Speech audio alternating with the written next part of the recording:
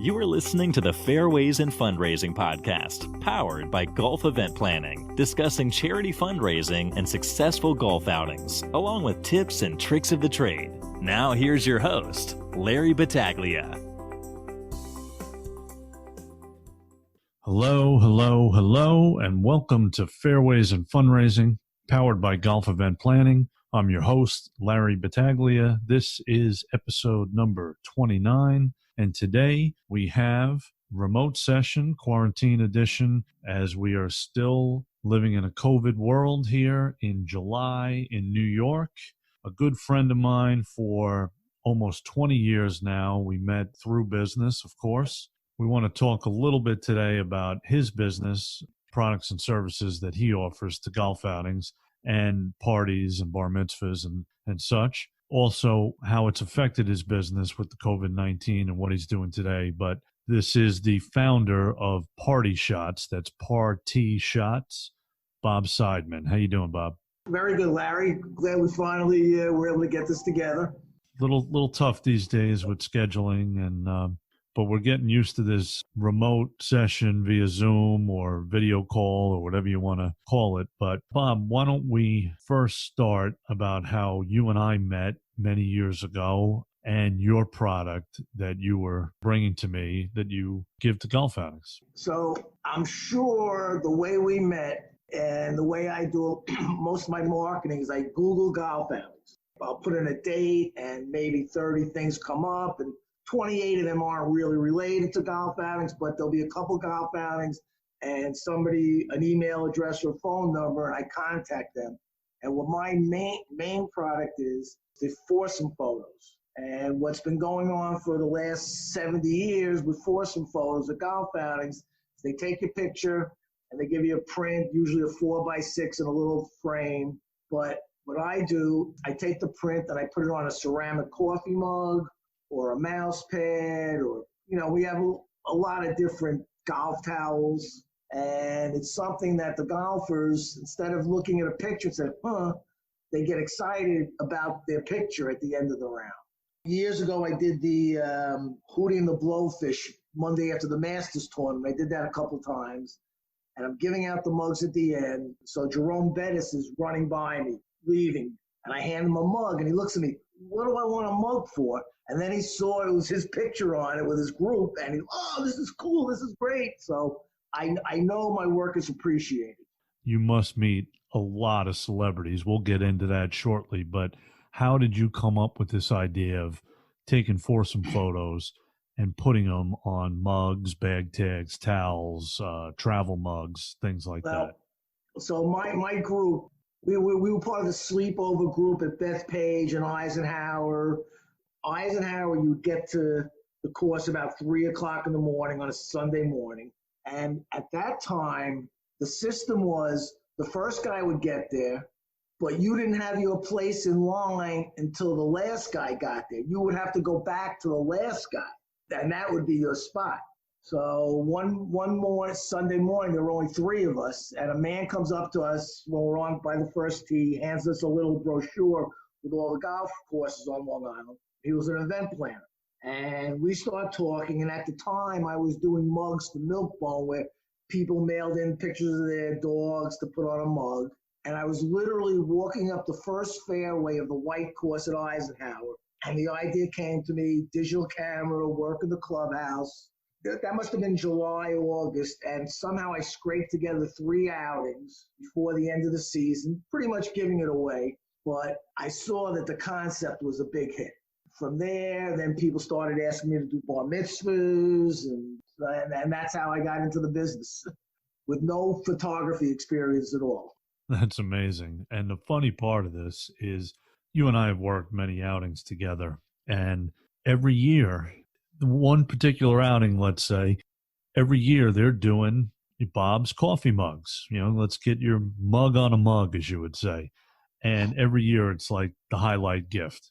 And what really surprises me, I've been doing this for literally 20 years now, and I know I'm just scratching the surface because there's so many outings that I talk to that have never seen it, never heard of it.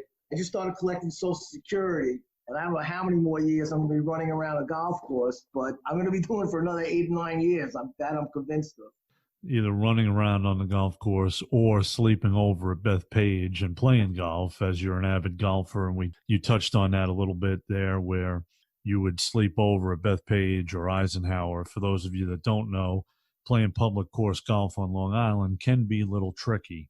To get out on a weekend and not play in a 6.5 hour round with a 2 or 3 hour wait prior to, you have to get out there at 3, 4 in the morning. Sometimes if you're the one that's sleeping over, you're getting to the golf course 10, 11 o'clock at night and trying to get your spot to be first, second, or third off the tee the following morning.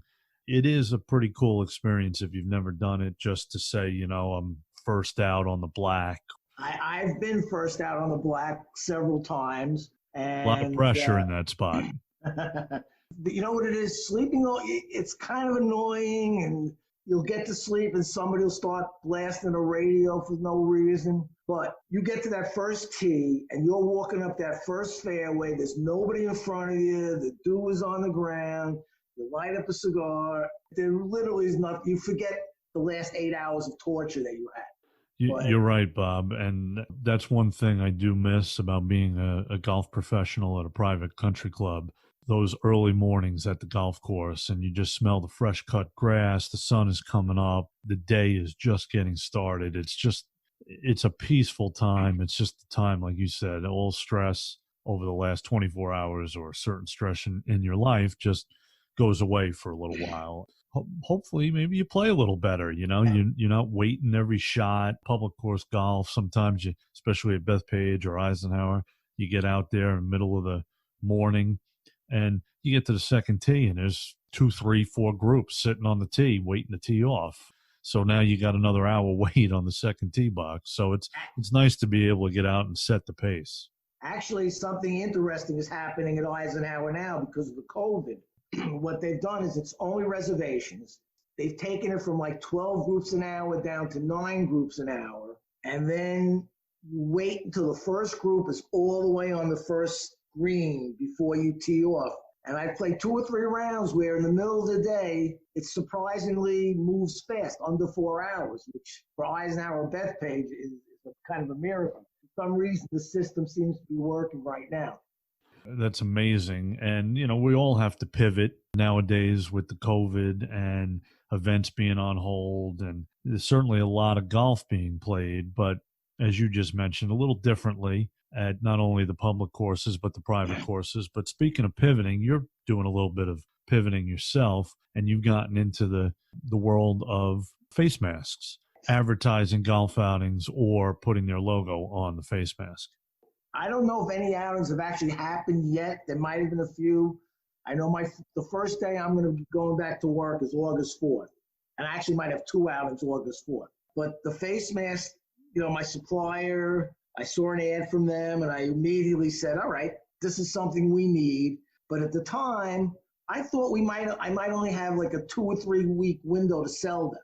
That's the problem with COVID. Nobody knows anything. But apparently they're going to be around for at least several months, if not longer. So I've been contacting every outing that whether I've done the outing or whether they've just replied to an email. It's keeping me alive for the next couple of months. And I happen to actually be selling a fairly inexpensive version. They're coming out with different iterations of the mask. Some are better, some have filters built in. Mine is a cloth mask, no strings. It just hooks on your ears, easy to take on, easy to take off. You just crumple it up like a tissue and put it in your pocket when you don't need it. And I could sell it for a very reasonable cost. So I'm not even going to try and sell the upper models, but I'm going to stick with this low end, and it works, and it's compliant. Because really, nobody knows if a mask works anyway. But if you have to wear one, I have the mask you need. You're also stopping into local businesses and the PGA Tour Superstore, for example, with their logo on the mask. Every place business I go into, I go in with a mask with their logo. I always get a big reaction, which is fun. And then I'll sell some masks. And also on Twitter, If I see somebody arguing about should we wear masks, shouldn't we wear masks, I'll make a mask with their face on it and reply to them. And, it gets a reaction. Yeah, well, that's what your business is all about, right? Is getting that reaction when they get that coffee mug. You get out there on a course and you're taking their pictures, or, one of your staff members taking their picture. They don't necessarily know what they're going to get at the end. It's not just going to be maybe that regular foursome photo in a cardboard frame that gets thrown in the back of their car and never used or never put out. These are useful little tchotchke items that in fact, I know that my mugs get used because 4 or 5 times a year, somebody comes up to me and they said, I was having my coffee this morning and I saw I was wearing the same shirt and I had to change. And they'll see me on the course and they'll ask, oh, what are we getting this year? What are we getting this year? Some groups, they'll stick with the mug. They've done it for 10 years in a row. Other groups, which is what I like, they'll change it up every year. A golf towel one year, a plaque one year, a back tag. I love going to work. That's the one thing. When I get up in the morning and I know I have a golf outing, I'm not worried about punching a time clock. Yeah, let's face it. I mean, you work at some beautiful places, beautiful country clubs, even public golf courses. The food spread's great. What's not to like? You're around the game that you love. You get there. And you're helping out some great charities and organizations. I mean, the mug is the perfect billboard. It's in their participants' hands every morning. So, and I've done as many as 6 or 7 logos on, or even if it's just the name of the company on the back of the mug. If I'm charging $1,200, they have 6 people paying them $300. They're raising some money for the organization and adding to the event. Because a lot of golf outings, they've been doing it for 20 years, and you got to change it up a little bit, whether it's the course, whether it's the food. You got to keep the golfers interested because there's too many outings that they could go to. On a given Monday, some golfers might have an event that, they're really tied into. But if not, they have 7 or 8 outings that their friends are going to. And you got to give your participants a reason to pick your outing. It's true. You got to be unique and be creative. And that's definitely what your business is all about. You travel also to do these events. I mean, you're not just doing events on Long Island, Westchester, New York. You're constantly going to Pennsylvania, to Jersey, and you've even gone as far south as Florida. Well, I've gone to Florida. I've worked in Vegas. I did a job for you. We did Mariano Rivera's outing in Tampa a couple of years ago. Morgan Pressel's foundation, the LPGA player, she has an outing in Boca Raton that I've done for the last 4 or 5 years. And the funny thing is, the way I get these outings is a cold email. I did an outing at Boca West, 500 golfers, 4 courses in a complex. They basically got a cold email with a picture of a mug, and after a couple of phone calls, we did the job. I also, my son is located in Florida, so he can work down there for me, and it's very inexpensive for me to go to Florida. You get a $100 round trip flight on Frontier. I have all the equipment down there, so I don't have to add travel expenses to those jobs. Well, that's great because you do have to, you have to work within a budget with these golf outings all the time. And I know you tend to be flexible in that regard based upon their financial situation, now maybe post-COVID, just trying to keep your name out there. But you do work with these organizations and work within their budget guidelines.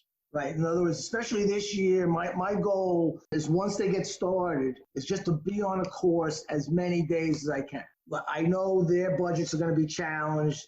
They're not going to have the golfers and the sponsors they normally would have in a regular year. What I also do is when I do my searches, if I see an outing's coming up in 3 or 4 days and I don't have a job, I just want to get the product seen. So instead of $12 for a ceramic coffee mug, I'll do it for 3 or 4 to get the product seen because number 1, they'll come back to me next year. Number 2, the 100 people at that outing are going to 4 or 5 other outings the rest of the year. The key is getting the mug into as many hands as I can. Yeah, and you mentioned it before about working the Mariano Rivera event that we did in Tampa a few years back. I mean, that was a 3-day event. Not every part of the event were we giving away mugs, but, you do basic photography services where, you're just taking candids throughout the day. Like we did candids at the gala. We documented the dinner for you. And I remember their reliever who just Chapman was diagnosed. I was talking to him for a few minutes. You wouldn't think of it. They were very down to earth. They really, maybe that's they feel it's part of their job, but they were so nice that whole weekend. Why don't you mention some of the cool celebrities that you've rubbed elbows with? By the way, before we get into that, Bob, you can contact Bob via email at partshots@aol.com. That's par, PARTSHOTS @AOL.com. We'll have the links in our show notes. We hope you like this episode. Please remember to subscribe, rate, and review. Bob, name some cool celebrities. Right, well, I worked with Chichi Rodriguez like 3 times. 2 of the times my father, who's now 95, was there.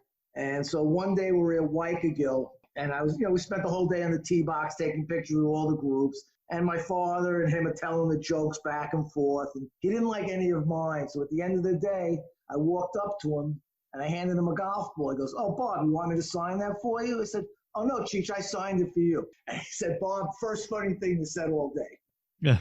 He is the genuine nice guy that he's portrayed as all the time. Like I said, I worked with him 3 times. A real nice guy. What about the Monday after the Masters and John Daly? I got my picture with him one year. So I'm standing on the tee box waiting. His group comes. Everybody tees off, but John's not there. Everybody, "Where's John? Where's John?" All of a sudden, he comes running out of the clubhouse with a big cup of beer in his hand, downs the beer, flips the cup on the ground, puts the ball on the cup, and hits it 300 yards in the space of about 4 seconds. At that outing, they always keep a guitar because they have a lot of country singers who participate in the Monday after the Masters. So a woman comes up to me, Samuel Jackson. It's a 17th hole, and it's a long day. I'm sure it's a 6-hour round that day. And this woman asked me, she was afraid to ask him to sign the guitar. So now I'm a little nervous. I was going to take the guitar and smash it on my head, but he was nice about it. Lady Antebellum was that event, who's in the news now. I remember them being very nice. Jim, not Harbaugh, who was the quarterback for the Bears, Super Bowl quarterback? Jim McMahon. Jim McMahon, throwing a football around with him. And then, like I said, at Morgan Pressel's outing, met a lot of LPGA players. Billy Horschel played this year. He was a very nice guy. It's fun, and I never worried about getting a picture with the celebrities. Number one, you don't want to bother them. But every once in a while, if it's very inconspicuous, I'll never get in anybody's face, though, because that's kind of a no-no at a job. There's something else I want to bring up, and that is your knowledge of the game of golf, because so many times we're working a golf outing and an organization might have a photographer, but they're not golf savvy and knowledgeable where you understand the layout of the course. You've been at almost every single golf course, in the metropolitan area in Pennsylvania. And you can get around that golf course, get the pictures in a short amount of time and be able to produce these coffee mugs, bag tags, towels, whatever it is that you're doing on site so the golfers leave with the item. And you're probably taking some candids too for the organization. So, you do it all the day of the event. One year I get up to the golf course. It was at Pelham Split Rock. I look around. I don't recognize anybody. There is a golf outing going on. So I call my contact and I said, "Did you give me the wrong date?" Oh yeah, I did. I went to the people having the outing. I said, "Listen, I was supposed to work here. Normally I charge, $12. And listen, just to get the product seen and not waste my day, I'll do it for $3.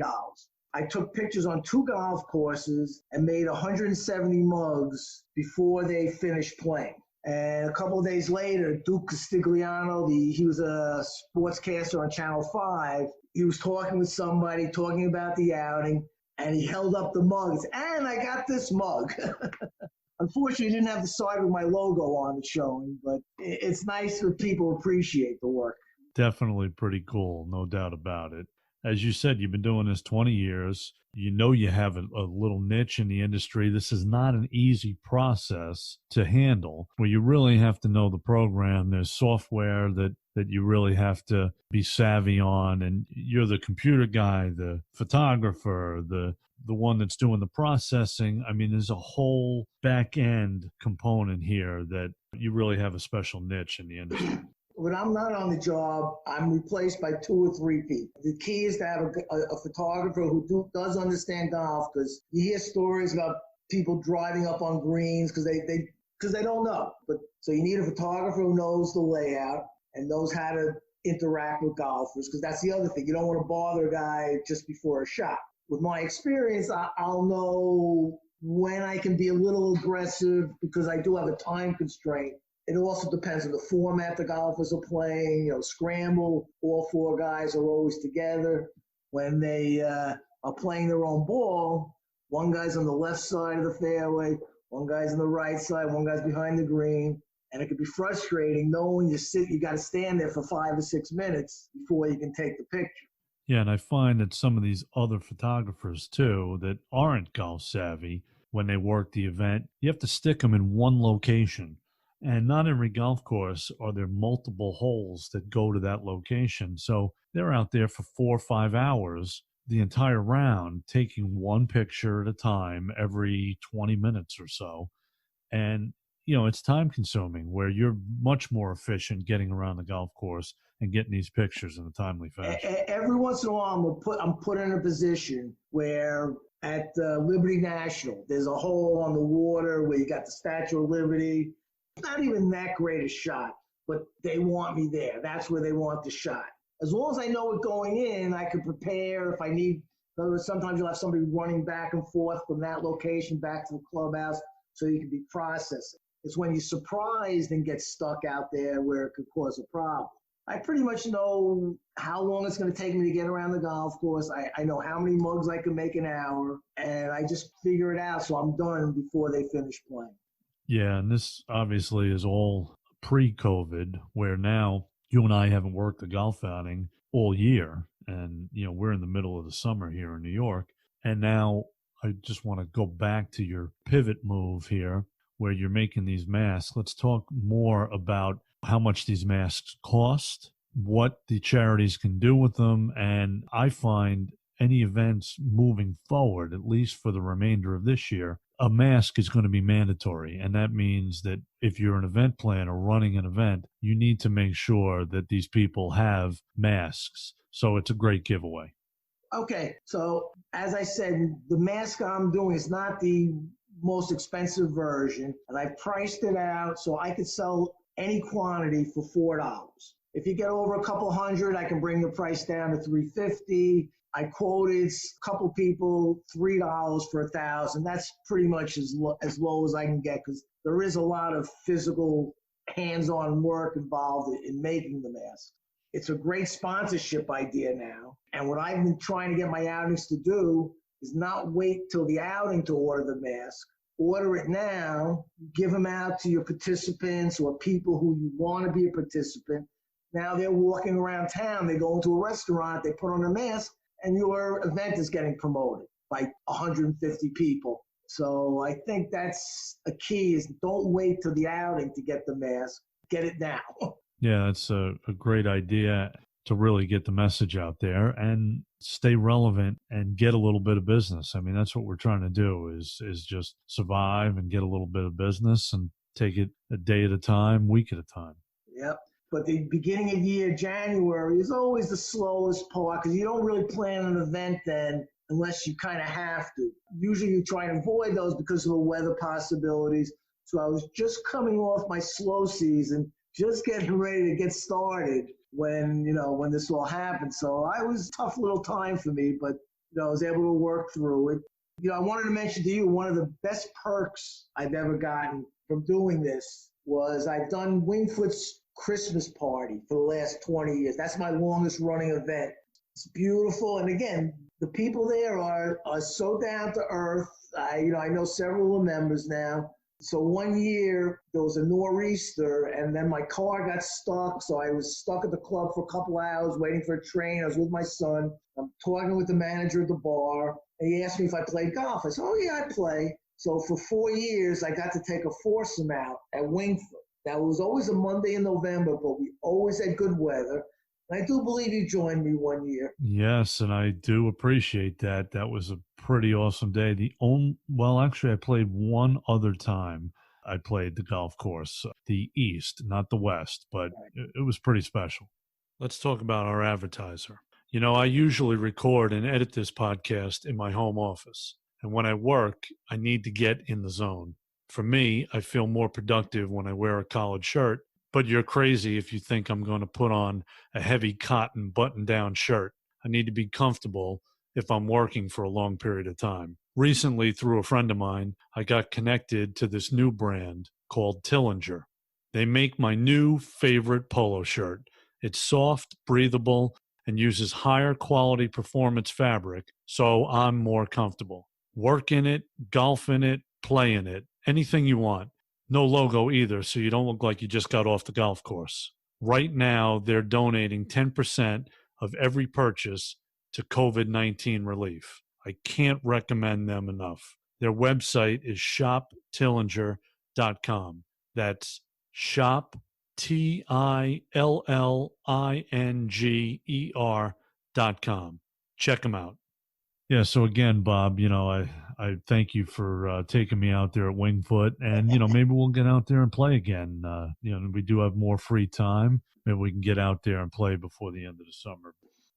I've been torn between looking for business and laying back, waiting for business to come, because with people with their plans being very up in the air, I'm afraid I don't want to add to their confusion, but I think maybe in the next week or so I could start actively promoting, the actual golf part of the business. It's tough because it was definitely an insensitive period where you have to really be careful looking for business when we're all in this together and we've all lost so much. But the event world will come back. It'll take some time, and we'll have to rethink things and do things a little differently. But I definitely think that, your products have staying power. And again, you can contact Bob via email at partshots@aol.com. That's partshots@aol.com. We'll have all the links in our show notes.